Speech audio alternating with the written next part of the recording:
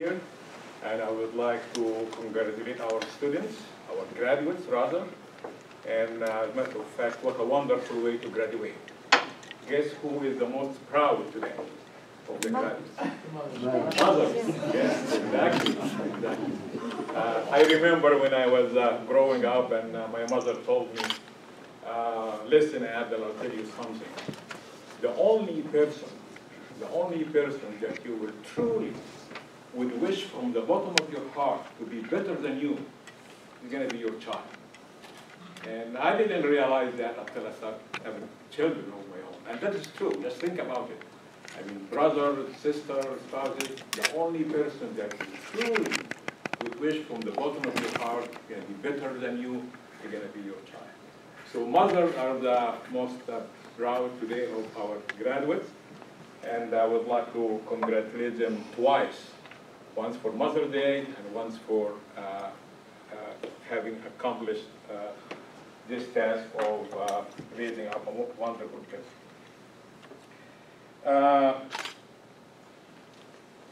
You should be very proud of yourself, graduates. I like to come to graduation of master degrees and PhD degrees. Because really, these are the most serious students, the ones that really came to get education because they want to promote themselves. Not because this university has a good hockey team or because this university, or I want to get away from home or something like that. I remember that myself when I was, after I graduated, and I want to tell the story without telling you about my age, because this happened a long time ago. But I can tell you, if your wedding photo is not in black and white, I tell you I'm very young. But anyway, I'm originally from Egypt. I was working in a country called Kuwait. You know Kuwait. It's a very rich country. So I had a very good job. And I was married, I have a child. My wife is pregnant with another child. And have a very good job. They pay really, really well there.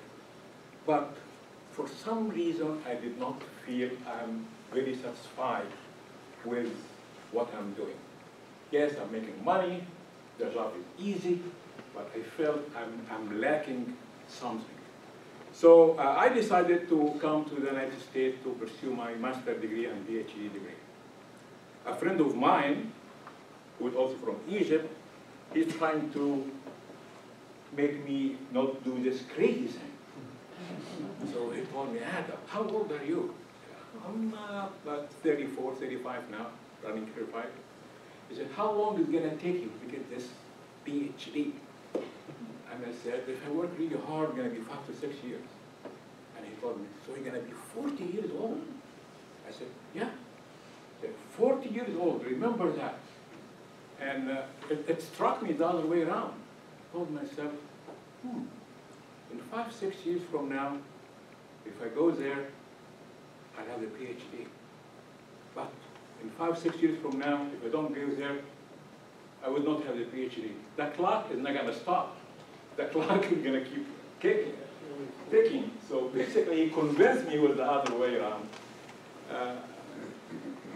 And I'm really glad that I did that. A couple of years after that, Saddam Hussein stormed Kuwait, and my friend was walking in the desert trying to get back to Egypt. He lost his job, and he lost everything that he got. Education, unlike health and wealth and anything else in life, this is the only thing that no one can take away from you. Never, right? You cannot lose it.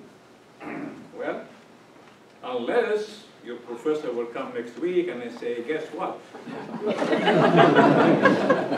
I was comparing papers.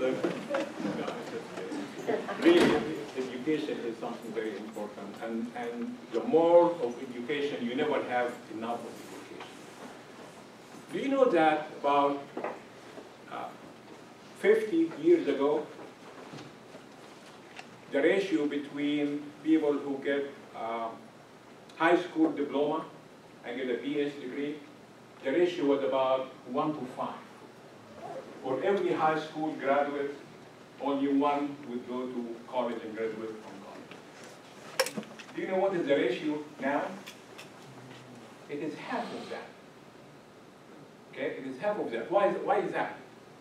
Well, back in the 40s and the 50s, you can get high school diploma and you can live happily ever after. You have a house, wife, dog, the whole nine. Not anymore. Why is that? All these jobs that were available back then that did not require higher education, these jobs went outside of the country. And guess what? They're never coming back. So the society has to adjust. That is why we have more and more people getting bachelor's degrees. But guess what? The trend is going to continue because this is where we're going to compete. We're going to compete when we have higher education here. And that is why the same thing applies between BS degree and a master's degree. Right now the ratio is about 1 to 4, 1 to 3.5. So you should be proud because you are some of those people who realize that this education is going to be helping you to advance.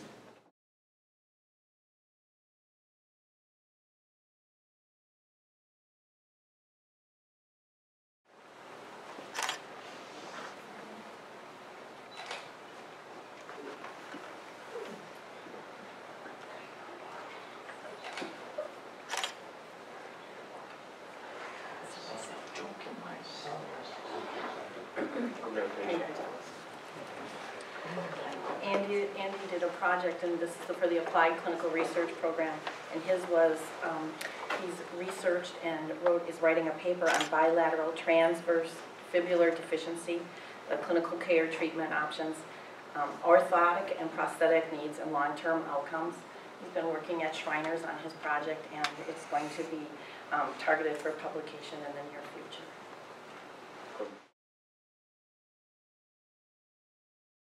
Nicole's project was involved in doing the startup activities for a clinical research program.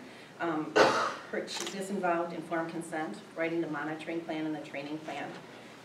She contributed to all 3 parts of the clinical trials with her employer at Boston Scientific, and from study design, project management, and risk mitigation.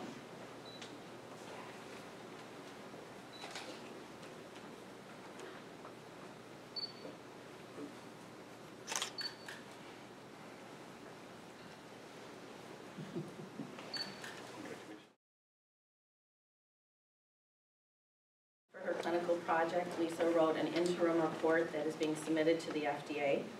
That report is for a drug company in Minnesota to support the planning of their future trials. It's actually the first of its type ever submitted to the FDA, so they're anxiously waiting for her report. She worked with the Director of Clinical Operations, statistician, and epidemiologist to write this report.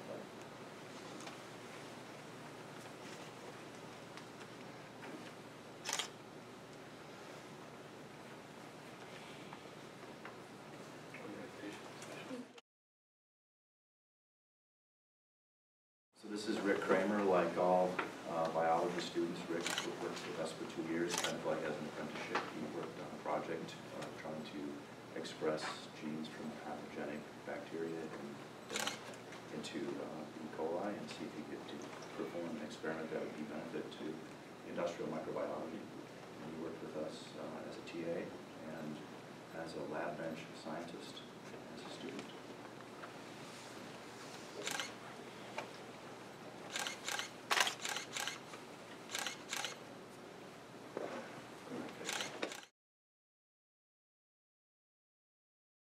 Hi, my name is John Cornell, and I've had the great privilege of being the supervisor for a number of our graduate students as they act as teaching assistants in the Department of Biology. It's a good thing that students can actually be better than their instructors, or we would be in a bad state of affairs here. And so I just wanted to suggest that is working well here, I think, because many of my students are a lot better than I will ever be. Bill is getting his master's in ecology and natural resources. His thesis topic is the endocrine active compounds, transgenerational effects of larval estrogenic exposures. This important work in the natural environment studies the effects of estrogenic compounds on the environment and on the life cycles of, in Bill's case, he was studying fish, particularly the fathead minnows and bluegills, et cetera, et cetera. And very few people have the tenacity to take this project through 4 generations of fish. And I think he is to be commended upon his perseverance and his hard work. For many a time I found him working in the lab doing sea starts, which are a way of analyzing his data here. Well, let's see here. He is, not only is Bill good in biology, but he's also good at knowing where he is, because he got the Geographic Information Science Graduate Certificate Award as well. So if you ever want to know where you are and you're lost, and you can find Bill, he's the guy. I'm helping Randy that you can get a global positioning device so that you can compete with as well here. Bill was nominated for a graduate representative, okay, let's see, and presented at CTAC for several years, so this has been a very fine career he's had here. I could go on, but I think I'll stop here. I'm going to ask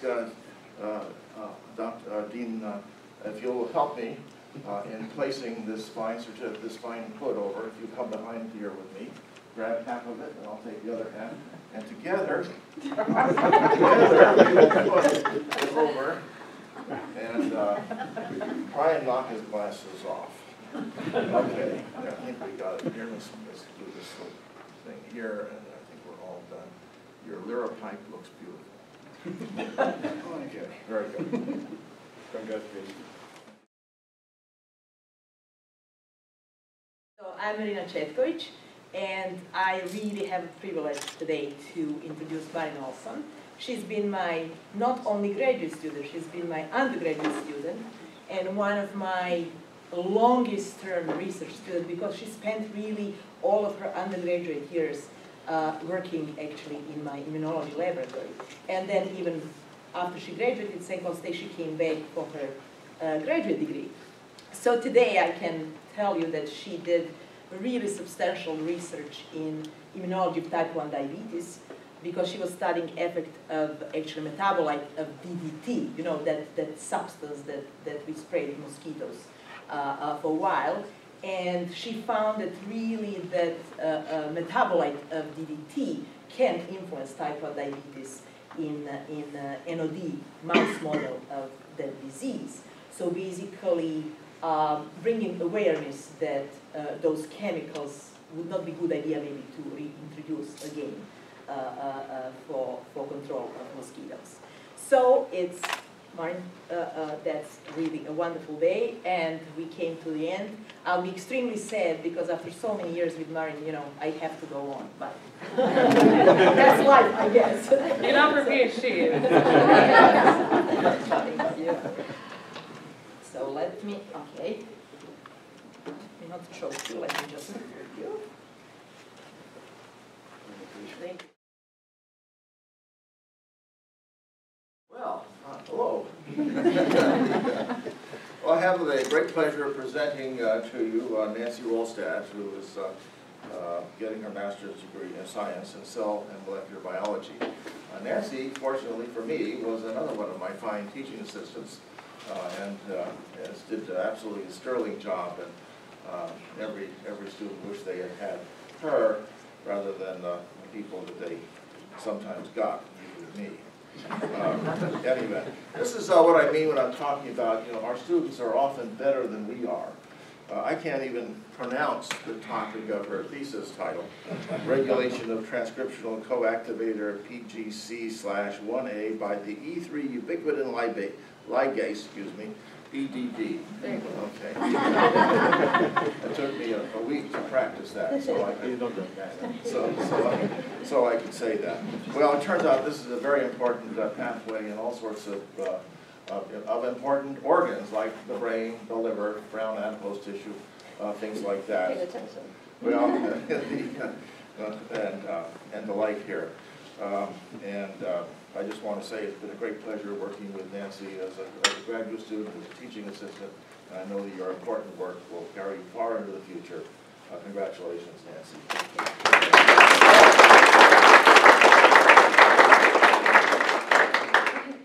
think together we can do it without too much.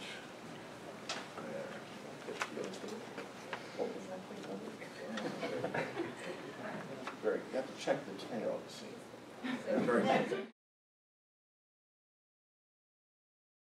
My name is Bill Cook, and I'm here to introduce Rhonda Zimmerman to you. I could give a speech like Marina did about how many years Rhonda has been around, similar to Marin. I think it's been about the same number of years. Rhonda is completing her MS degree in Ecology and Natural Resources. Hers is a little bit different from the ones you've heard about recently. She conducted a habitat evaluation of a new county park here in Stearns County called Wildwood Park, or Wildwood County Park, where she conducted surveys of bird and plant species that live in this park, and has made some conclusions based on the communities of bird and plant species that live there about the habitat quality of this park, as well as she's been able to answer some scientific questions related to the history of management and just the history in general of this particular new county park here in our area. I'm also happy to say that given some of the hooding shenanigans we've had the last few minutes, I'm also singularly qualified by vertical elevation to actually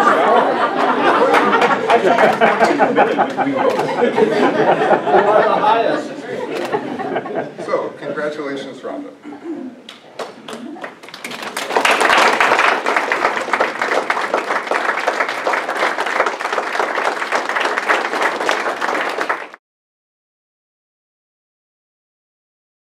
Ladies and gentlemen, let me present to you Teresa Sauce. I chose her to work with me because she was short. Teresa is graduating with a Master's of Science in Ecology and Natural Resources in the Department of Biological Sciences. Her topic is Evolving Attitudes about Evolution in Biology Students. Teresa has done a number of different things over the years. She was a physical therapist, she taught middle school science, she taught high school science, she was a TA in anatomy and physiology, she was a TA in human biology along with Nancy, and also a very fine actress. Very fine actress. She put on a play in Las Vegas for us at the annual PAPS meeting. And she and another Teresa, another one of our graduate students, Teresa Lapiane, were known as TNT when they came to Las Vegas. She is the winner of a number of awards, and her question deals with the way we teach biology here at St. Cloud State. And I think, although it seems like a very straightforward kind of question to ask, I think has led lots of illumination on a number of issues that I think we'll want to look at as a department. In any event, thank you very much, Teresa. And let's, let me put this out. Well, okay, we'll try it with the hat on. I told Teresa you might want to take the hat off, but there you go. Oops. There. Oh, missed. Requires a lot greater dexterity than. Okay, well, there we go. Yep.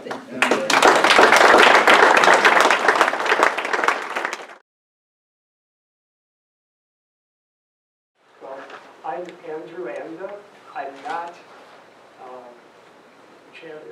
Jan's Marge's advisor, who is Jan Pegrath. He couldn't be here today, so he asked me to serve in his stead. So Jan Kamar's project is in voice-enabled mathematical equation generator. Computing can have great applications for society, and especially in this case, for those who are differentially abled. And so this project goal is to help those who might have problems entering mathematics manually to be able to enter mathematical content using voice control. So I would like to congratulate him on this accomplishment.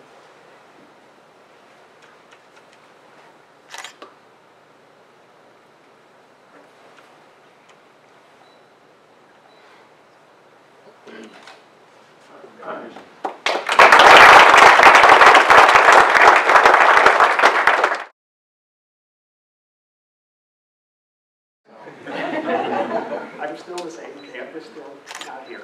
I would like to present Akalanka Malewa. His project is Recent Advances in Software Testing and Automation. In the life cycle of software, and software has a life cycle, one of the most important aspects of that life cycle, which occurs at the end, is testing. And oftentimes, when people developing software run out of time, it's given short shrift, and we've often seen the results of this.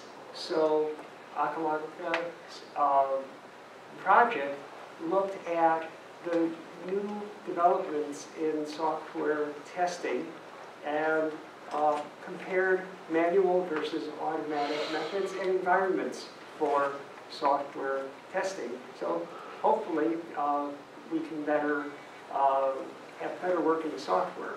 So he is also planning to continue on to get his doctorate, not here. And he was also, for several semesters, my teaching assistant and was indispensable. And I'm going to miss him greatly.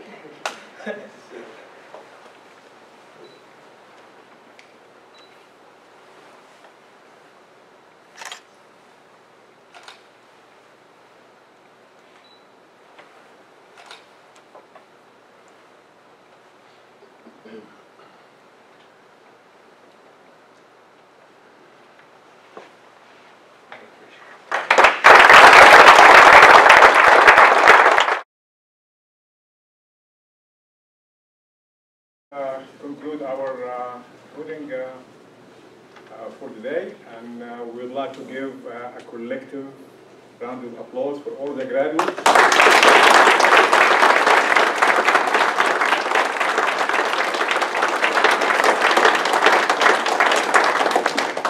Graduates, I think you owe the parents and the spouses and everyone who supported you a round of applause.